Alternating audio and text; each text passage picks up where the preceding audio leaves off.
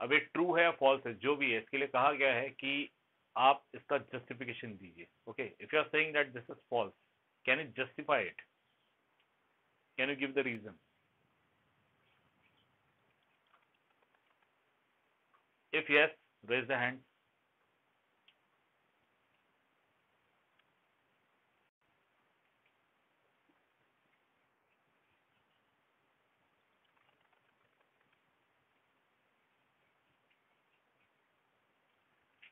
Typing में यदि समय लगे तो हाथ ऊपर कर दीजिए, मैं आपको माइक ऑन करने का परमिशन दूंगा, फिर आप माइक ऑन करके आंसर बता सकते हैं.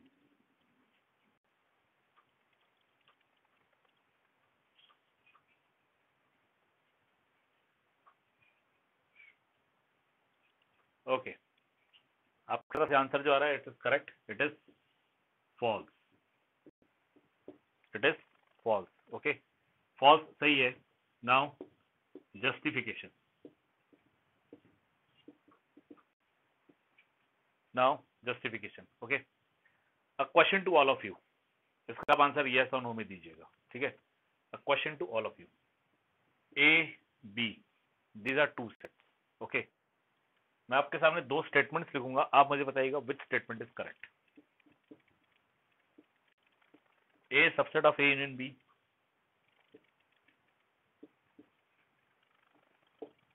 ए union B subset of A. पहला A subset of A union B और दूसरा A union B subset of A. इन दोनों में से कौन सा सही है? Which one is correct?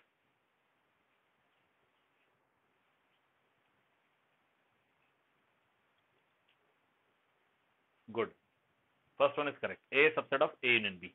जब हम दो सेट्स का यूनियन लेते हैं, okay, when we take the union of two sets, when we take the union of two sets, then we take all the elements of union set.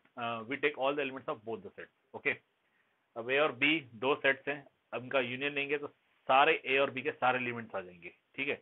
Obviously फिर ये जो set है ए यूनियन बी, ये ए से बड़ा हो जाएगा. Okay, इसमें ए के एलिमेंट्स है, ए के साथ साथ बी के भी एलिमेंट्स है, मतलब ए के सारे एलिमेंट्स तो इसमें है, इसके अलावा बी के भी एलिमेंट्स है, तो क्लियरली ए क्या हो जाएगा? It will be subset of A union B. Okay, clear? Now see, this is power set of A, this is power set of B, this is power set of A union B. Okay, now see, suppose हम contradiction point of view से जाएंगे. Suppose power set of A union with power set of B, okay, it is equal to power set of A union B. हम assume करेंगे कि power set of A union with power set of B, it is same as power set of A union B. ठीक है, जैसे हम लोग 10th में कैसे करते थे, suppose root two is a rational number, ठीक है, फिर सॉल्व करके हमें पता चलता था कि वहां पे कॉन्ट्राडिक्शन आ गया, कुछ गलत हो गया, तो फिर हम क्या करते थे, यस हमारा जो अजम्पशन था वो गलत है, मतलब रूट टू रैशनल नहीं है, रूट टू इरेशनल है, वैसे हम अजम्पशन ये लेंगे. Okay, now see, power set of A union B is collection of all subset of A union B. Power set of A union B क्या है? It is collection of all subsets of A union B. ठीक है, therefore A union B जो है it will B element of power set of A union B. It will B element of power set of A union B. देखिए power set of A union B क्या होता है? In fact किसी भी set का power set क्या होता है? किसी भी सेट का पावर सेट मतलब उस सेट के जितने पॉसिबल सबसेट्स है उन सब का कलेक्शन. ठीक है, तो power set of A union B क्या है? It will be collection of all the subsets of A union B. अब उस पावर सेट में वो सेट खुद भी आता है जिसका पावर सेट फाइंड किया गया है, इसका मतलब ए यूनियन बी वो भी पावर सेट का एलिमेंट रहेगा. So A union B is element, यहाँ पे ये सिंबल सही है, is element of power set of A union B. Any doubt in this? If you have any doubt till this step, please ask.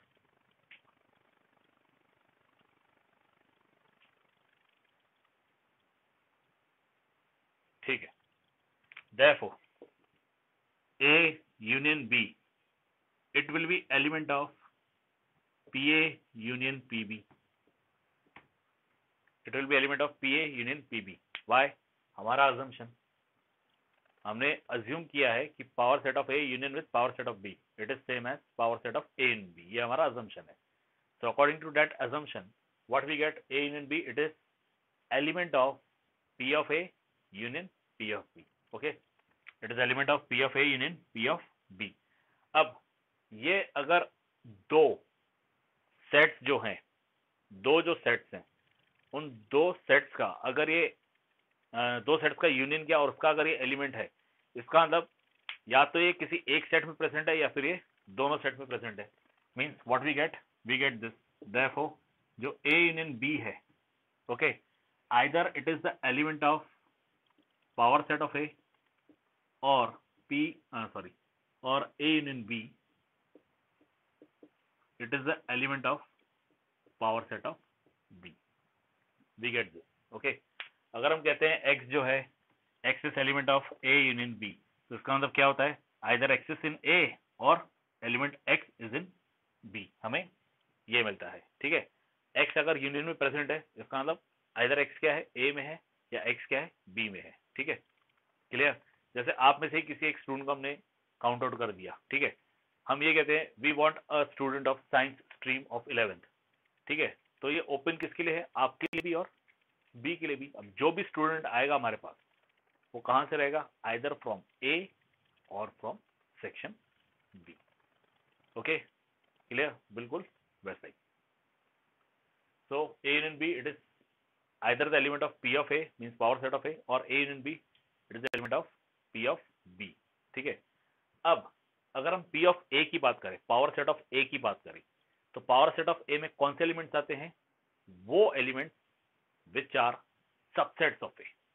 Okay, अगर A union B power set of A में present है, इसका मतलब क्या है, A union B जो है वो A का सबसेट है. सिमिलरली A यूनियन B ये क्या है, B का सबसेट है. ठीक है, मतलब A union B it is subset of A और A union B is subset of B. Okay, यहां तक क्लियर है, पहले बताइए. हालांकि हम लोग कंक्लूजन पे आ चुके हैं. ठीक है, any doubt in this?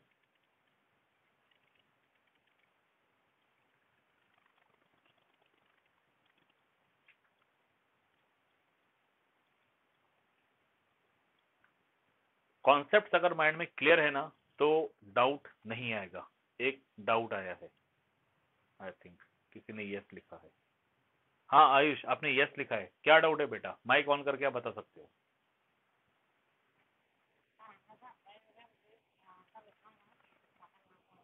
This one.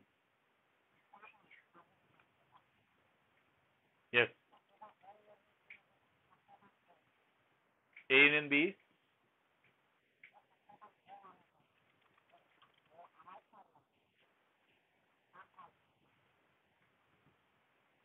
This one.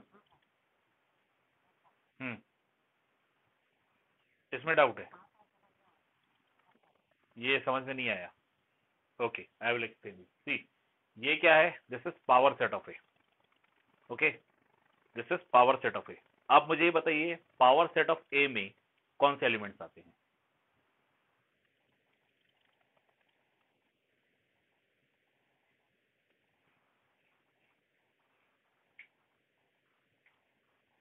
नहीं, ए एंड एम टी नहीं आएगा. पावर सेट ऑफ ए, अगर मान लीजिए ये है, ए आपको दिया है 1 एंड 2, ये दो एलिमेंट्स है. ठीक है, तो पावर सेट ऑफ ए में कौन से एलिमेंट्स आएंगे, which elements we will get in power set of A.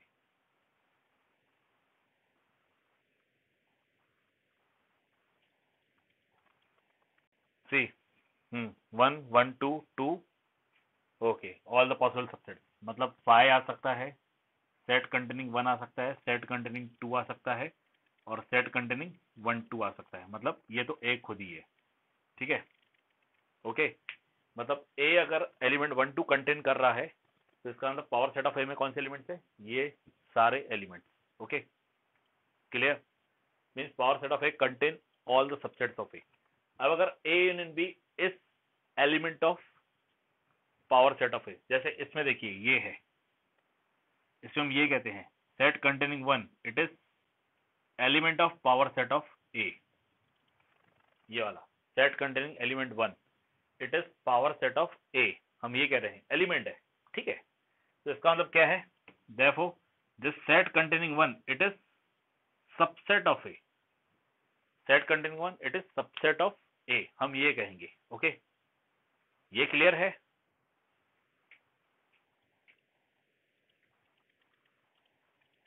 Okay, इसी तरह से यहां पे क्या है, A union B it is element of power set of A. अब अगर A union B power set of A का एलिमेंट है तो इसका मतलब क्या हो गया, A यूनियन B ये A का सबसेट होना चाहिए, क्योंकि पावर सेट ऑफ ए में क्या आते हैं, A के सारे पॉसिबल सबसेट्स, इसका मतलब ये भी एक पॉसिबल सबसेट है A का। ओके, जैसे यहां पे था set containing element 1 it is the element of power set of A, इसका मतलब ये जो सेट है containing single element 1 it will be subset of A, जो कि हम यहां से नोटिस कर सकते हैं। Yes, any doubt now?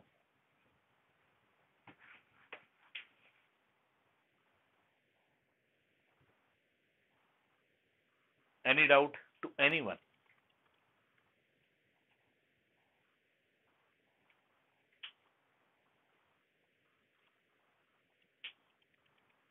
Ayush, कोई डाउट?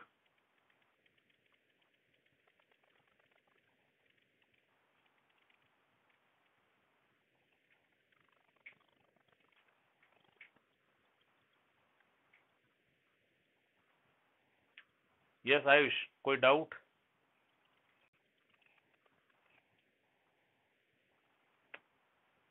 ओके, नाउ सी,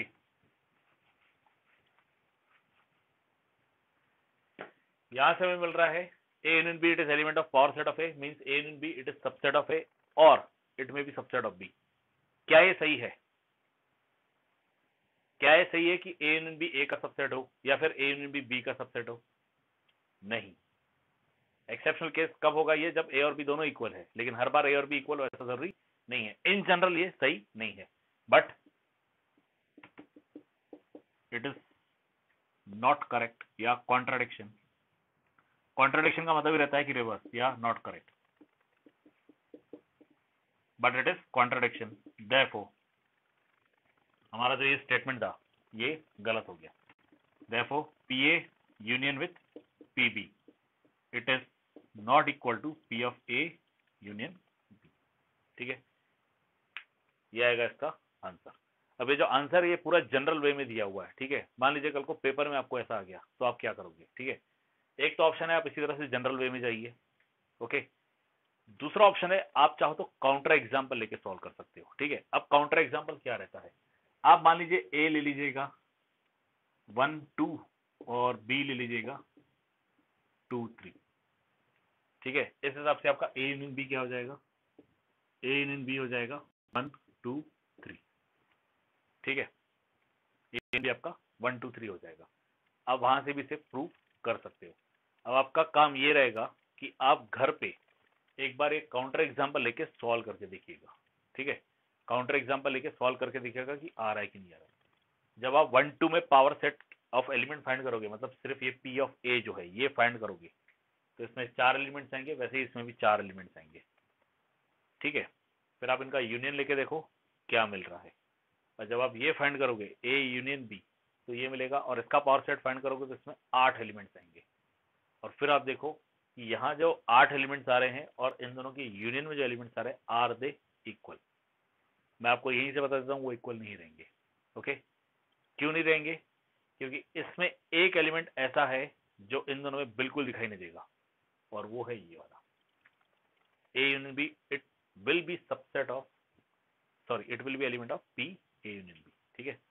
आप करके देखिएगा काउंटर एग्जांपल लेके, और पेपर में अगर क्वेश्चन आता है तो आप काउंटर एग्जांपल लेके भी सॉल्व कर सकते हो, okay. Any doubt in this? मैंने जनरल वे में प्रूव किया है, आप काउंटर एग्जांपल लेके भी सॉल्व कर सकते हो, ओके। प्रोसीडिंग फर्दर,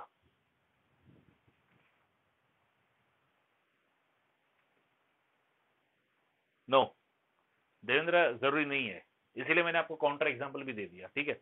ऐसा कोई जरूरी नहीं है कि आपको जनरल वे से ही प्रूव करना है, नॉट नेसेसरी, ये वाला क्वेश्चन, ओके। ये वाला क्वेश्चन नॉट नेसेसरी, आप जनरल वे से नहीं प्रूव करोगे तो भी चलेगा। 3, 4, 5, 6 जो है ना वो जनरल वे से करने हैं, ठीक है। बाकी ये क्वेश्चन आप जनरल वे से नहीं करोगे, काउंटर एग्जाम्पल लेके करोगे तो भी चलेगा। मान लीजिए 3, 4, 5, 6 में से कोई क्वेश्चन आ जाता है, उसे भी आपने जनरल वे से कर दिया, ठीक है, तो बात है ना एग्जामिनर के पलड़े में चली जाती है कि वो आपको मार्क्स देता है कि नहीं देता है, ठीक है। अब अगर मैं रहूंगा तो मैं तो मार्क्स दूंगा ही।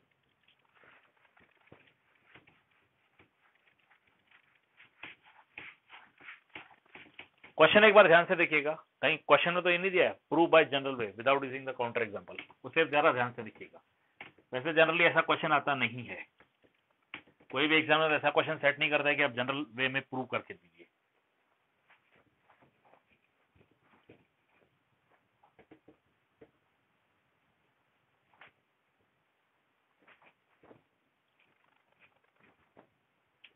Then proceeding further, question number 8 मैंने ऑलरेडी सॉल्व करके रखा हुआ है यूट्यूब चैनल पे, ठीक है। Question number 9, using properties of sets show that, पहला है A union A intersection B is equal to A, nothing to prove at all. See A union A intersection B is equal to A, ये prove करना है, ठीक है। Prove करना बहुत easy है, ठीक है। आप मुझे ये बताइए what will B this A union universal set, what will be A union universal set?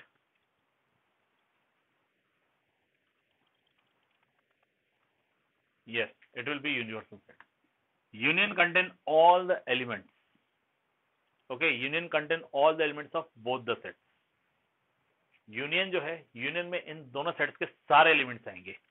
अब यहाँ पे A union B, A union universal set क्यों हो रहा है? क्योंकि ए ऑलरेडी यूनिवर्सल सेट का सबसेट है, मतलब ए के सारे एलिमेंट्स ऑलरेडी यू में प्रेजेंट है, ठीक है। तो अगर हम ये कह दें कि स्टूडेंट्स ऑफ 11th ए, ठीक है, students of 11th A union with KV Ojhar student, ठीक है, तो सीधे सीधे केवी ओझर के स्टूडेंट्स आ जाएंगे, क्योंकि आप तो दोनों जगह प्रेजेंट हो। आप प्रेजेंट हो 11th ए वाले सेट में भी, आप प्रेजेंट हो केवी ओझर वाले जो सारे स्टूडेंट्स है उसमें भी। तो जब इसका यूनियन लेंगे तो सारे केवी ओझर के स्टूडेंट्स आ जाएंगे, ठीक है। आप रिपीट हो रहे हैं but repetition is not allowed in the set, okay. So what we get U only. अब बिल्कुल यही कॉन्सेप्ट यहाँ पे है, ठीक है। ये देखिए, we have A intersection B, it is subset of A। सीधे सीधे ये वाला पार्ट देखिए, A intersection B, A intersection B means common elements of A and B, A और B के कॉमन एलिमेंट्स, ठीक है। अब जब हम किसी भी दो सेट्स के कॉमन एलिमेंट्स लेने जाते हैं तो वो कॉमन एलिमेंट्स कम रहते हैं, ठीक है। वो कॉमन एलिमेंट्स क्या रहते हैं? कम रहते हैं as compared to the given set, okay. उसके कंपेरिजन में कॉमन एलिमेंट्स हमेशा क्या रहेंगे? कम रहेंगे। इसमें कोई डाउट?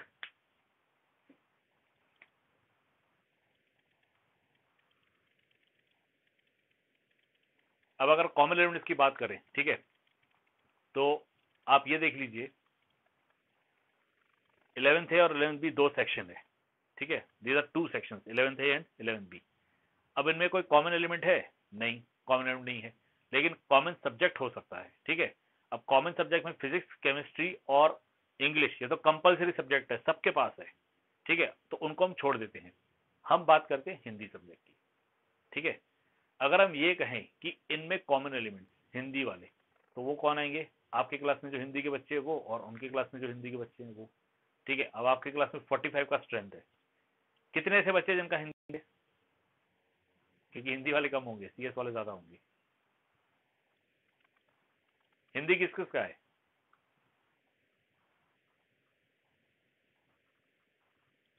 ओके, सीमा, हर्षल, आयुषी, श्रेया, दीक्षा, मयूर, देवेश, ठीक है। आप लोग का हिंदी है, ठीक है। लाइकवाइज बी सेक्शन में ओके 15 स्टूडेंट्स है जिनका हिंदी है, ठीक है, वेरी गुड। आपका हिंदी है। लाइकवाइज अगर हम उधर बात करेंगे बी सेक्शन में, तो बी सेक्शन में मान लीजिए 40 की स्ट्रेंथ है सपोज। वैसे बी में है कितनी स्ट्रेंथ, किसी को पता है? मुझे तो नहीं पता है अभी तक।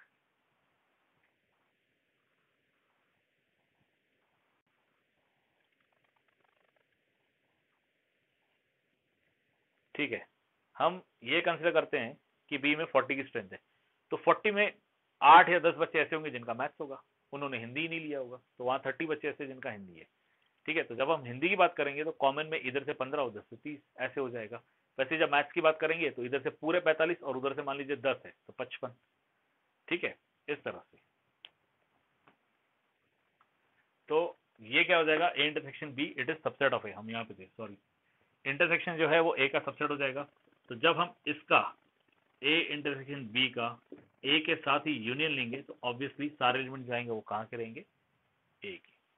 ओके, सारे एलिमेंट्स कहाँ के रहेंगे, this all will be the elements of A. Any doubt in this?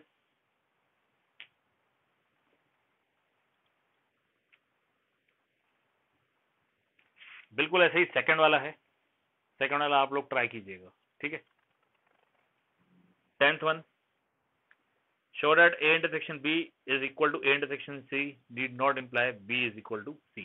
अब ये आपको काउंटर एग्जांपल लेके ही सॉल्व करना है। Okay, you have to solve this by using counter example. Can we prove it by with example? ये आप किसके लिए पूछ रहे हो, 9th के लिए पूछ रहे हो या 10th के लिए पूछ रहे हो?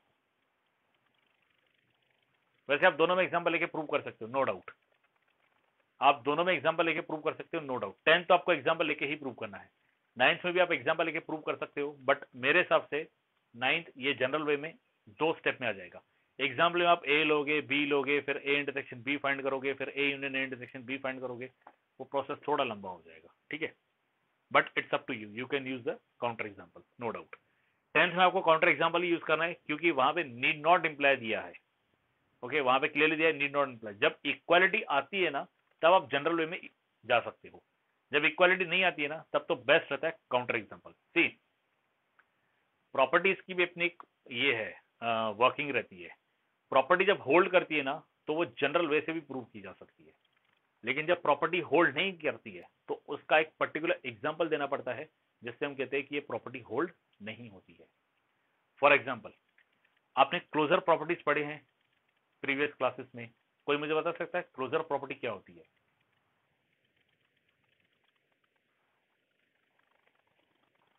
Can anyone tell me what is closure property? Closure property, CLOSURE।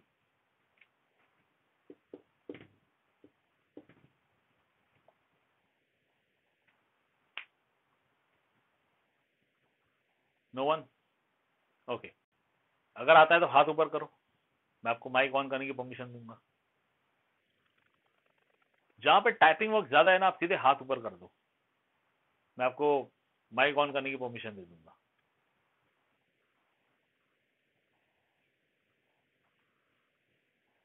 Okay, first of all मैं आपको एक बात बता देता हूँ, right from the 7th standard आप जो भी कॉन्सेप्ट पढ़ रहे हो, इनफैक्ट आपने 6th स्टैंडर्ड में होल नंबर्स पढ़ा था वहां भी, ठीक है, 6th स्टैंडर्ड में आपने होल नंबर्स पढ़ा था, 7th स्टैंडर्ड में आपने इंटीजर्स पढ़ा था।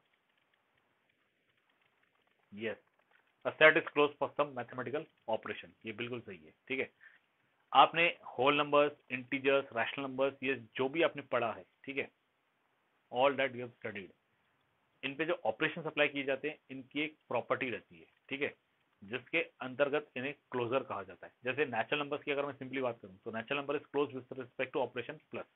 अब वो क्यों है, देखिए, for any two natural numbers A and B, if we apply the operation addition A plus B, okay, then it will be again a natural number.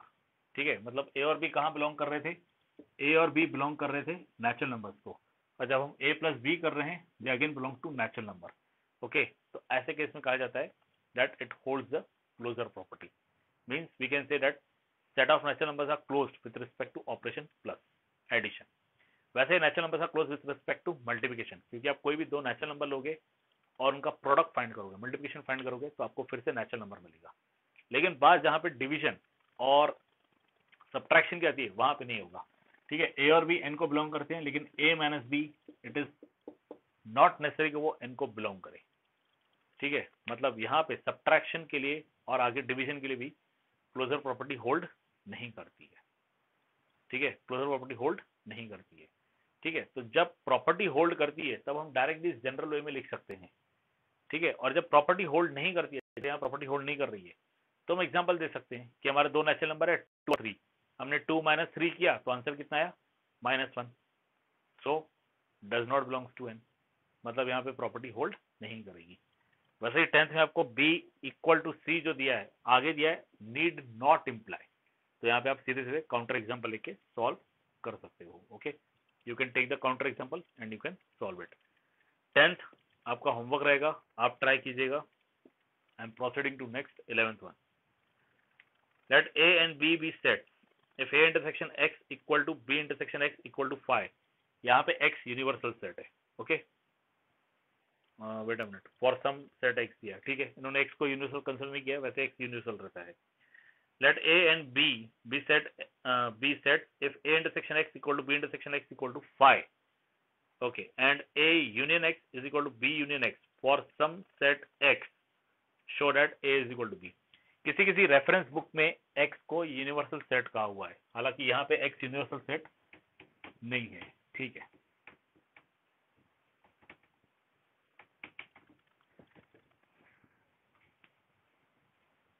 जैसे यहाँ पे आपको a इक्वल टू बी बताना है, ठीक है, तो यहाँ पे हम प्रूव करेंगे बाय जनरल वे। ओके, बाय जनरल वे हम प्रूव करेंगे, या फिर लॉस प्रॉपर्टीज जो है उनका हम यूज करके प्रूव कर सकते हैं।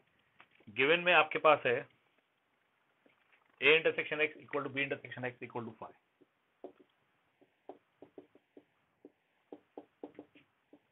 ये आपको दिया हुआ है, and a union x equal to b union x। Okay, this is given to you. आपसे कहा है prove that a is equal to b। आपको नीचे हिंट भी दिया है और आपसे कहा हुआ है कि आप चाहो तो वहां पे डिस्क्रिप्टिव लॉ यूज कर सकते हो। Okay, clear, that is given to you. Now see, हम इसी को यूज करेंगे। a जो है it is subset of a union x, is it correct?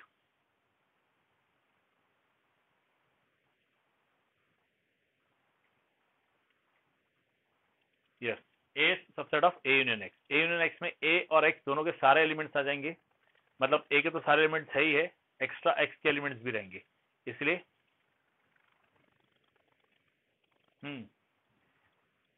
हाँ आयुष, क्या नहीं समझा?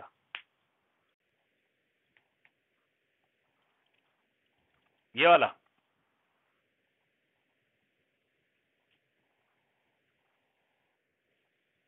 ये गिवन है, this is given in problem. ऊपर ये जो लिखा हुआ है ना, it is given in problem, आपको वो क्वेश्चन में दिया हुआ है। ठीक है, it is given to in your question that a intersection x it is equal to b intersection x is equal to 5, ये गिवन है, and a union x it is equal to b union x, मतलब तीन sets है a b और x, इस तरह के तीन सेट्स है, a b और x तीन सेट्स है।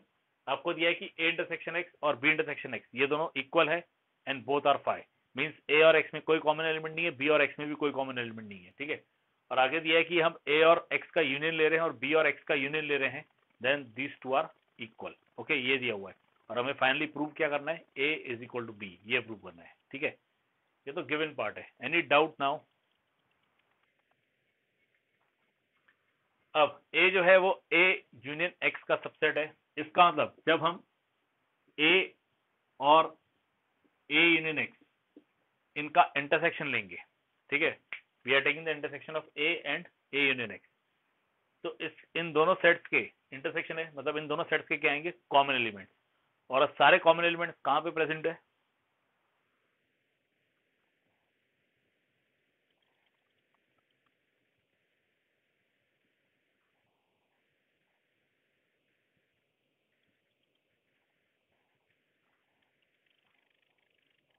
तीन आंसर बस।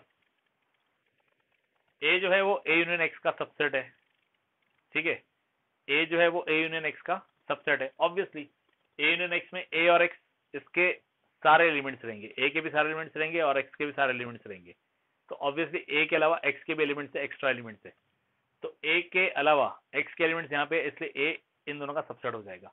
अब इन्हीं दोनों सेट्स का जब हम इंटरसेक्शन लेंगे तो कॉमन एलिमेंट्स में लेंगे, तो वो कॉमन एलिमेंट्स कहां से रहेंगे, इसमें a और x सबके एलिमेंट्स हैं और इसमें a के एलिमेंट्स है, what will be there intersection?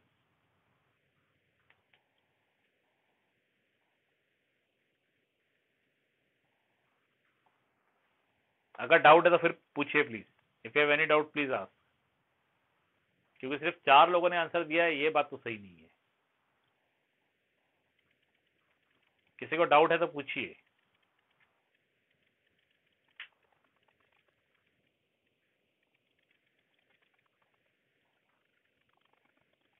ठीक है, so there intersection will be A. Intersection A कैसे आएगा? यहाँ पे ए और एक्स दोनों के एलिमेंट्स है, ए के भी एलिमेंट है, एक्स के भी एलिमेंट्स है, और यहाँ पे सिर्फ ए के एलिमेंट्स है, तो जब हम कॉमन एलिमेंट्स लेंगे तो ए कहेंगे। मैं आपको एक एग्जांपल ही दे देता हूँ, ये 1 2 है और एक्स पे एलिमेंट है 2 3। ठीक है, जब इनका यूनियन लेंगे इन दोनों का, तो ये 1 2 और 3 आएगा, ये इनका यूनियन आएगा। This is A, this is X and this is A union X. अब अगर हम A intersection A union X लेंगे, if you take A and A union X intersection of these two, तो यहाँ एलिमेंट 1 2 है, यहाँ element 1 2 3 है, इनके कॉमन एलिमेंट्स में 1 और 2 आएगा, which is nothing but A. Okay, so we get this.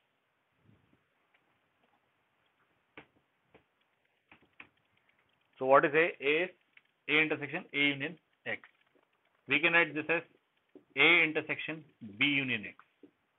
Why? Because of this. A union X, it is equal to B union X. We can write this as A intersection B union A intersection X. Why? Because of distributive law.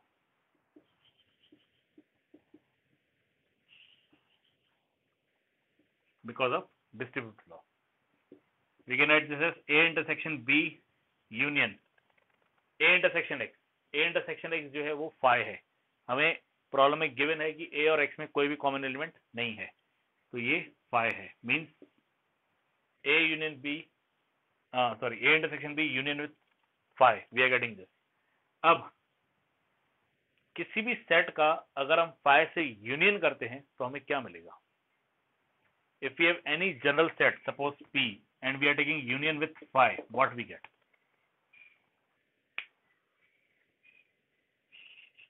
If we have any general set P, suppose, और इस P set का आप union phi के साथ लेते हैं तो आपको क्या मिलेगा? जनरल सेट, ऑब्वियसली इस केस में P मिलेगा और इस केस में phi कैसे मिलेगा बेटा? P मिलेगा ना, हम P यूनियन phi ले रहे हैं, ठीक है। यूनियन में दोनों सेट्स के सारे एलिमेंट्स आते हैं। In union you get the elements of both the sets, या जितने भी सेट्स का यूनियन लिया जा रहा है, तो इस यूनियन में P के भी सारे एलिमेंट्स आएंगे। ओके, P के भी सारे एलिमेंट्स आएंगे और phi के भी सारे एलिमेंट्स आएंगे, लेकिन phi में तो कोई एलिमेंट होता ही नहीं है, तो सिर्फ एलिमेंट किसके आएंगे? P के। Okay,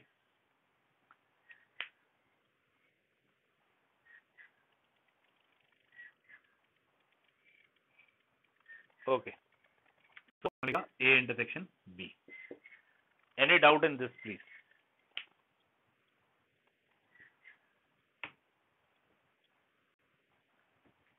Any doubt in this?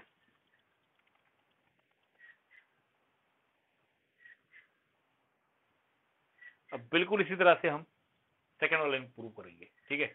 Also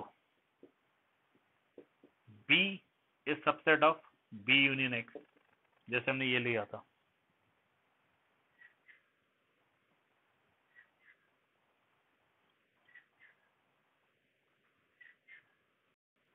okay, I thought किसी को डाउट है। Okay, B subset of B union X. Okay, so B, it will be B intersection B union X. Okay, further this is B intersection A union X.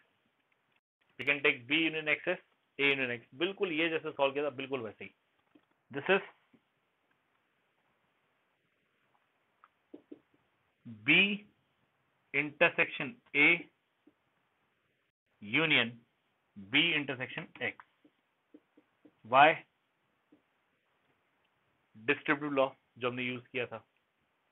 This is B intersection A union with phi. Why? Because B intersection is phi, and this is nothing but B intersection A, which can be written as A intersection B commutative law.